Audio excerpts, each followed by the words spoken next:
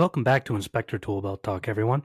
Today we have a solo podcast talking about how to do to consumer marketing with not just the general idea of it, but actual actionable things that we can do after we listen to this podcast. This came from not only just a lot of general comments, but also a specific uh, listener wrote in and said, "Hey, what are some specific things that I can do to do direct to consumer marketing?" We actually did an interview with Working RE magazine, and we kind of laid some things out in that article and some things in a couple of previous podcasts. But I wanted this podcast to be directly here are point by point things that we can do. So, the first thing that we can do if we want to do direct to consumer marketing is understand why it's important. And if we already know this, I'm sorry if I'm repeating myself, but it's important to understand there is a market shift. It's not a huge shift, like 80% now of our work doesn't come from agents, but there is a market shift. We've seen numbers go up by 25% in our own companies and companies across the US and Canada of people not hiring a home inspector through their agent. Those are some pretty big numbers, to be honest with you. So as that shift continues to happen, I don't think it's done yet. We want to make sure that we're in front of those buyers and sellers and other clients who would hire us. So how do we reach them? Well, it always takes a bit more effort to do direct to consumer marketing. Matter of fact, approximately 10 times the effort. I say that because every agent that we acquire, on average, brings us about 10 inspections a year. So if I have to go out and get that agent, it's not a lot of effort. I do a presentation, and all of a sudden I have 2, 3, 4 more agents that refer us, and there's 40 inspections a year. If I have to go out and directly market to the consumer, that's a lot more work. I have to go and get them individually in large groups. And even if I get a large group of 100 people, I have to convert 40 of them to get just the inspections I get from those 4 agents in just 1 year. So it's a lot more manual labor, so to speak, to do direct to consumer marketing. But once we have it down, the labor intensiveness of it gets less and less. And we find that broad net that we just cast not only gets direct to consumer marketing, but also it gets us agents as well. It works hand in hand. So the big ones and the obvious ones we've talked about before, website and SEO. Listen, if we don't have a pristine professional website and we're not cranking up our SEO, and not just when I type in home inspector near me, there's going to be lots of different keywords, having it professionally done, all that stuff. We're just behind the times. Even search itself is changing with the advent of ChatGPT's search engine and some other changes. There's going to be a lot of things to keep up with. And if we haven't started already, we're behind. So get started now if we haven't already. Fantastic website. And listen, if it's our budget that we do a cheap website, something from like Wix or, whatever, one of those website builders with GoDaddy, that's okay, but we shouldn't stay on that for very long. We should make sure we get something professionally done. So let's just blow past that because one thing that we have an upcoming podcast with Mike Ortiz, and he's actually done extremely well, and you'll hear some of his numbers. And one of the things he says is he's like, listen, I have people to pay. I have a business to run. I do paid ads, and I pay for those acquiring that work direct to consumer. Paid ads are 90% direct to consumer. Somebody is searching online and you paid for a Google ad. Now that your Google ad pops up, whether it be Google local service ads or Google ads, there's a difference. And if you don't know, go back. We did a couple podcasts on it with Jason Bowings. But we need to be paying for those ads if we want to do direct to consumer.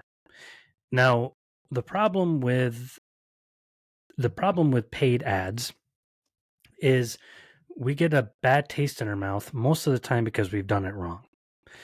There are people out there that have degrees and this is all they do are Google ads or whatever other kind of ads we'll talk about in just a second. And they do that full time. So when we kind of like show up and just throw an ad together, or we work with one of those Google quote unquote specialists that call us, we're not going to get a great experience. That's kind of like going to the Olympics, like that ray gun lady, and showing up and saying, well, breakdancing isn't for me. It's like, okay, when you can do backflips and spins on your head, listen, it's going to be a whole different world. So hire somebody to do Google ads. They're complex and they're always changing. Negative keywords, positive keywords. It's a whole world unto itself. Put the money into it to do it properly. Because listen, if we try beer one time and it's some home brew by some guy and we make it ourselves or whatever and it's just gross and we spit it out, do we say forever, I hate beer? No, we just might hate the junky beer that was made there. Can we walk around and say, and I hear this a lot, Google ads don't work? Google ads do work. That's why it's several $1 billion, hundreds of millions. I don't know. It's one of the biggest industries out there on the internet for a very good reason, because it works. Problem is, we do it ourselves. We lose a bunch of money. We hire somebody who doesn't know how to do it in our particular industry, because there is a difference in our industry. So paid ads are good. A couple of other ways to do paid ads. Facebook ads, we've talked about those before. Cheap and easy, run some dollar a day ads, and you're not going to be able to say, hey, I got X amount of work off of this Facebook ad. It's like putting out a billboard. You're not going to be able to measure ROI on it. It's keeping you in front of people in your local community. But again, do it right. Keep it local. Make sure you're not in Arkansas showing ads to people down in Florida. Make sure it's all local and shows up for people in your area. Same thing, we'll talk about TikTok in a little bit, but TikTok ads, cheap, relatively easy to do, and can get us some good exposure. And remember, again, it's very hard to measure ROI. Google ads, yeah, that's a little bit easier, but almost everything else that we're talking about here, you're not going to be able to say, hey, I got X amount of inspections on there. Forget about measuring ROI. It's a buzzword and a buzz term that you won't hear a lot in the marketing industry as a whole, because we know that top of mind marketing and all this other stuff doesn't have to do with lead generation, but it's still important. There's a reason why Geico commercials are all over, but they don't say how many people did we get from the guy saying, from the lizard talking, or guy talking about Liberty Bibberty. We all know those commercials probably, but it's hard to measure ROI on it. It's top of mind marketing and other types of marketing that are very distinct. So before we get into a couple of other bits of social media, let's talk about some stuff that we can do locally.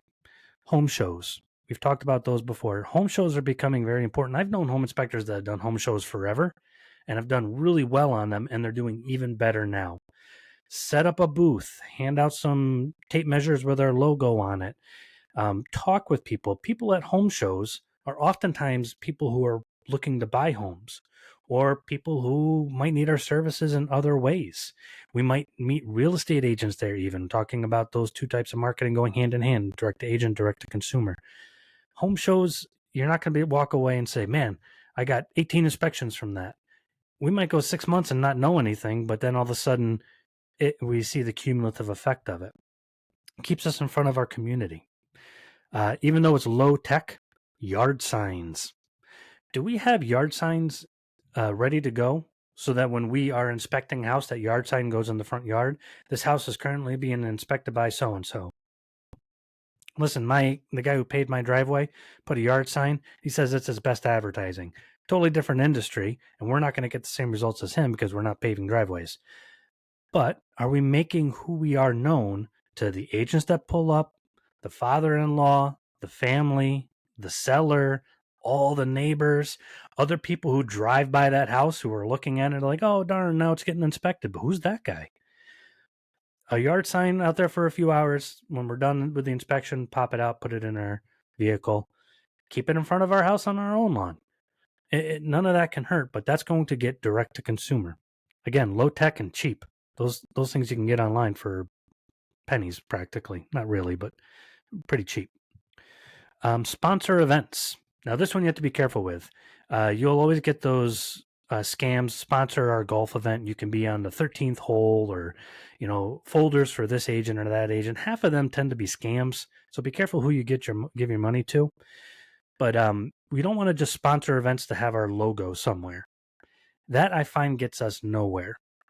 But is there a community event where we can go and sponsor and have like a little booth there? Listen, if you go to canva.com, canva.com, and there's a couple of other places that you can check out online, we can get event material. We can get tablecloths and banners and these expandable vertical banners and things like that, so that we can very quickly and easily show up, have a table, and then have a professional looking booth. In our local town, do they have like there's a fair in my area that we go to every year. Listen, it was 5 days of a booth, and the whole thing was $500 for 5 days. It's $100 a day. Get your nephew to go sit at the fair every day. Everybody who's in that community is going to be in that fair that day, those 5 days, at those booths. Man, it's.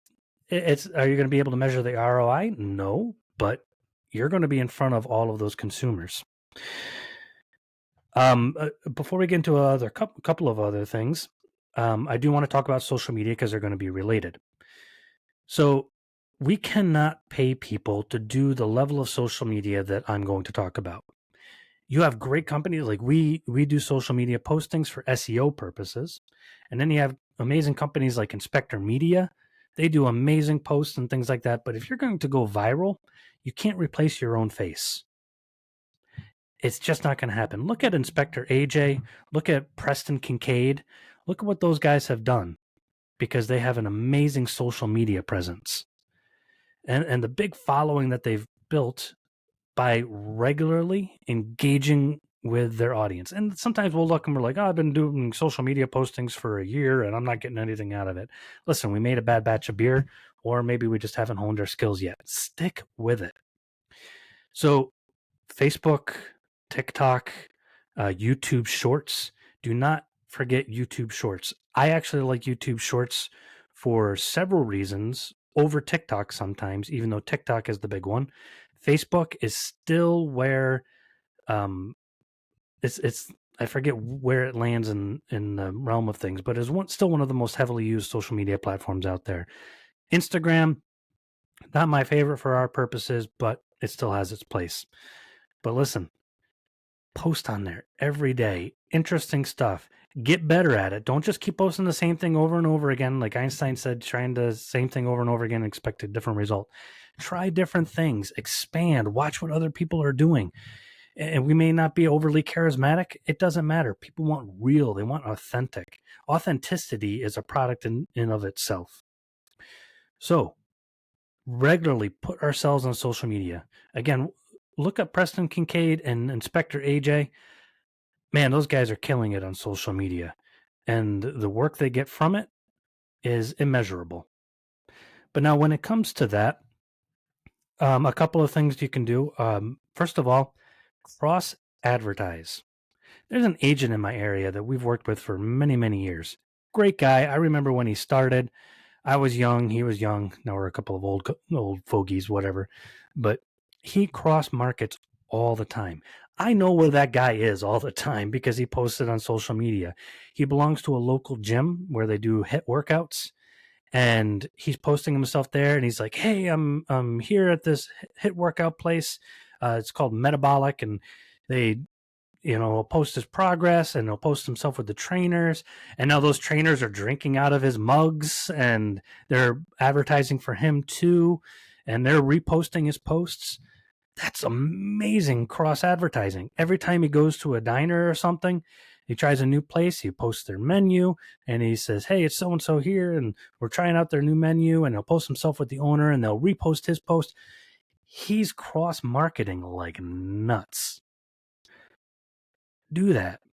Get involved with the community and continually post. Are we going to a new restaurant? We're home inspectors. We're out all the time. Are we trying a cool place for lunch? Cool. Say, "Hey, you're the owner. Let me get a picture of you and post you on my social media and I'll tag you."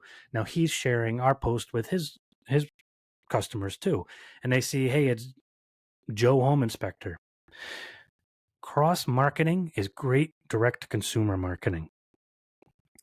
The last thing I'll share is teaching. So we've talked about teaching real estate classes, and that's really great for direct to agent marketing, but we're talking about direct to consumer marketing. So when we say teaching, you're going to have to really search for this kind of stuff. But sometimes there's some adult education classes, and there's also, I don't know if BOCES are everywhere, but here in my area, we have what are called BOCES, and they teach classes, and sometimes they have ancillary classes, they have guest speakers. Volunteer for these things. And I say volunteer because I see some home inspectors show up and they say, well, they weren't going to give me anything. They were going to give me $50 to do a guest speaking thing. I can make more money than that. That's not the point. First of all, we're doing a good thing. But can we go when we teach and now we have a class of, let's say, 12 students, and we hand them all out a flyer and we teach them how to inspect something as part of their shop class. All their parents get the flyer. They hear about this guy, and then you're involved in the community. Listen, in my community, if you're teaching a class like that, everybody knows who you are. Can we find adult education classes? Those people taking those classes, they're going to know who we are. Even can we find real estate courses that want a home inspector as a guest speaker that teach new agents? A lot of those new agents don't even make it through the class, but we're marketing directly to them. Find opportunities to teach. We know stuff. We teach stuff all the time. That's how we inspect. Can we teach these kind of classes that might not on the surface have a lot of benefit to us from our perspective, but actually do? So, as you can see, it's not simple to do direct to consumer marketing, and it's also cumulative. So we're not going to always see an immediate benefit. Sometimes we do, but most of the time we're going to see a cumulative benefit over time. So direct to consumer marketing, really well worth it because it just expands our marketing horizons like crazy, helps us keep up with a trend that's happening now, adds longevity to our business, but ultimately it's just best practice. So hopefully these help. Keep the questions coming in, and thank you very much, and listen in next time.